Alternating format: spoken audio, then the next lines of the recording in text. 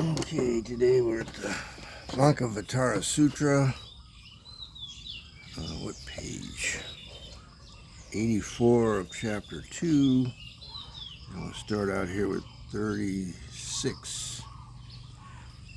Further, Mahamati, religious teaching of the Tathagatas is free from the four statements. That is devoid of oneness and otherness, of bothness and non-bothness, is free from being and non-being, assertion and refutation. The religious teachings of the Tathagatas is headed by the Four Noble Truths, the 12-fold change of origination, the Eightfold Path to Emancipation. The religious teachings of the Tathagatas, Mahamati, is not fastened to those ideas. Prakriti is sarvara, causelessness, spontaneity, atom, self, time, and self-nature.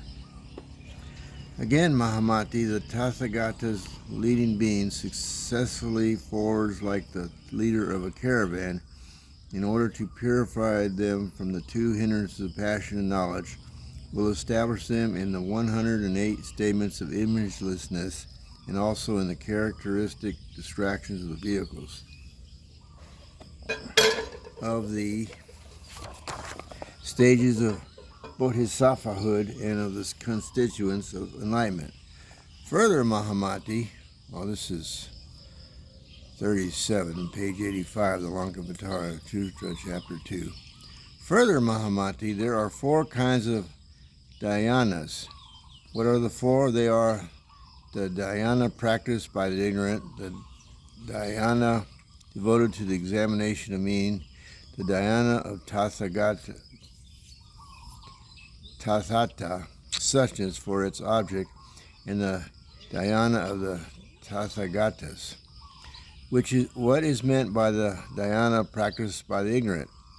It is the one resorted to by the yogins exercise themselves in the discipline of the Sravakas, Prayaka Buddhas, who, perceiving there is no egolessness, that are characterized with individuality and generality, that the body is a shadow and a skeleton which is transient, full of suffering and is impure, persistently clinging to those notions which are regarded as just so and not otherwise, and who started from them successfully advanced until they reach the cessation where there are no thoughts.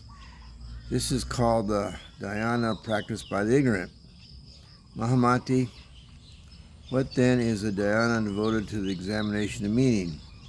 It is the one practiced by those who have gone beyond the egolessness of things, individuality and generality, the unattainability of such ideas as self, other, and both, which are held by the philosophers, proceed to examine and follow up the meaning of the various aspects of egolessness of things and stages of Buddhahood.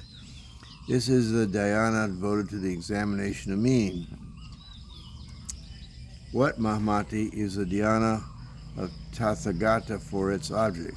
When the yogins recognize that the discrimination of the two forms of egolessness are mere imagination, and that where he established himself in the reality of suchness, Yathaga Buddha, there is no rising of discrimination, I call it the dhyana of Tathagata for its object. 98. What, Mahamati, is the dhyana of the Tathagata? When the yogin entering into the stage of Tathagatahood and abiding in the triple bliss which characterizes self-realization by noble wisdom, devotes himself for the sake of all beings to the accomplishment of incomprehensible works, I call it the dhyana of the Tathagatas. Therefore it is said, 161, there are dhyana for the examination of meaning, the dhyana practiced by the ignorant, the dhyana with the Tathagata for its object, and the pure dhyana of the Tathagata. 162. The yogin, which in his exercise sees the form of sun or the moon or something looking like a lotus or the underworld or various forms like sky, fire, etc. All 163. All these appearances lead him to the way of the philosophers. They throw him down in the state of Shravakahood into the realm of Pratyekabuddhas. 164. When all these are tossed aside and there is a state of imagelessness, then a condition of conformity with Tathagata presents itself, and the Buddhas will come together from all their countries and with all their shining hands will stroke the head of this benefactor.